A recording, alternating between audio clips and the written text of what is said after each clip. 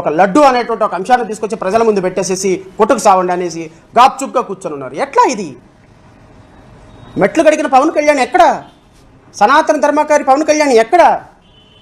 అన్న అపాలజెటిక్ సనాతని ఎక్కడున్నాడు? Where is he? కనపడుట లేదు. ఒక పెద్ద బోర్డు వేశారు. ఎక్కడ కనపడతారయ్యా అంటే, కనపడితే ఫ్లైట్లో కనపడతాడు, లేకపోతే గెస్ట్ హౌస్లో కనపడతాడు. కనపడితే మాదాపూర్లో కనపడతారు, లేకపోతే ఏపీ సెక్రటేరియట్ ఛాంబర్లో తలుపులు వేసుకొని కనపడతారు. ఎక్కడుంది ప్రజా పరిపాలన మీకు? ఎక్కడున్నారు ప్రజల్లో మీరు? నిన్న జరిగింది చిత్తూరు జిల్లాలో పాప మరణం, చిన్న పాప.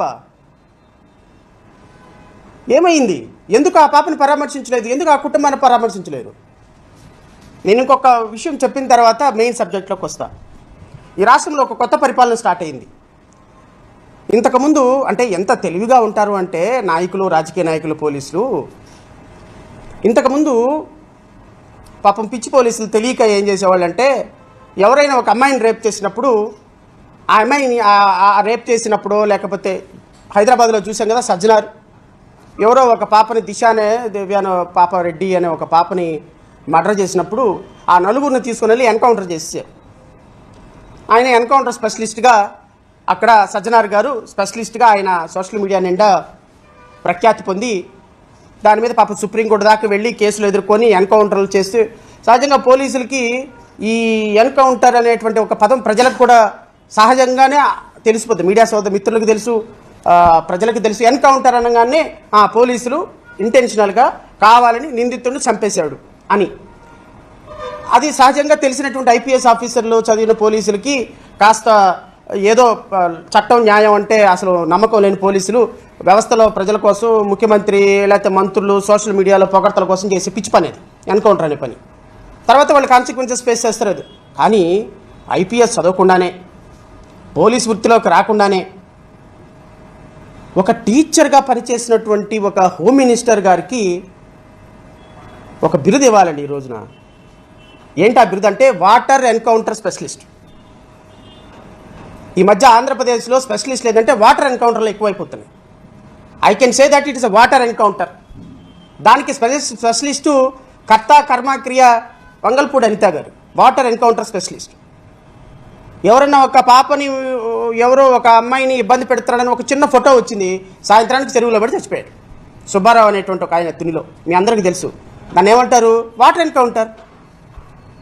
నెంబర్ 2, నిన్న జరిగింది అబ్బాయి కూడా ప్రమాదవశాత్తు మరి ఏందో నాకు అర్థం కావటం లేదు, నిందితులుగా అయిన వాళ్ళందరూ వాటర్లోనే పడి చనిపోతున్నారు. I can say it is a water encounter.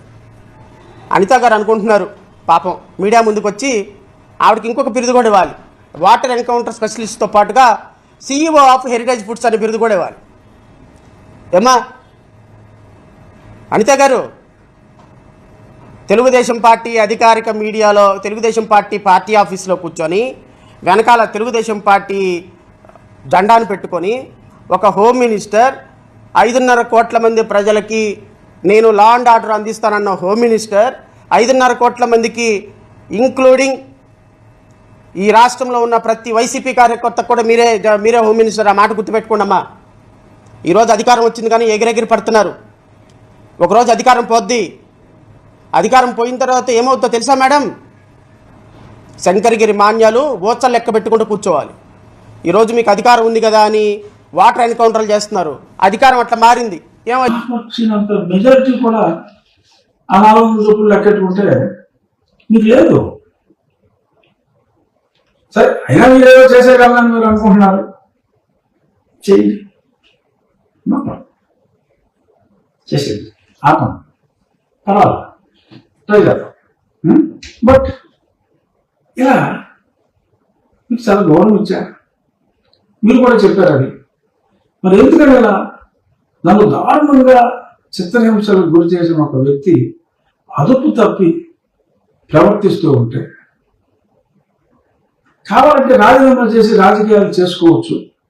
ఇలాగా సర్వీస్లో ఉండగా సర్వీస్ రూల్స్ వైలేట్ చేసి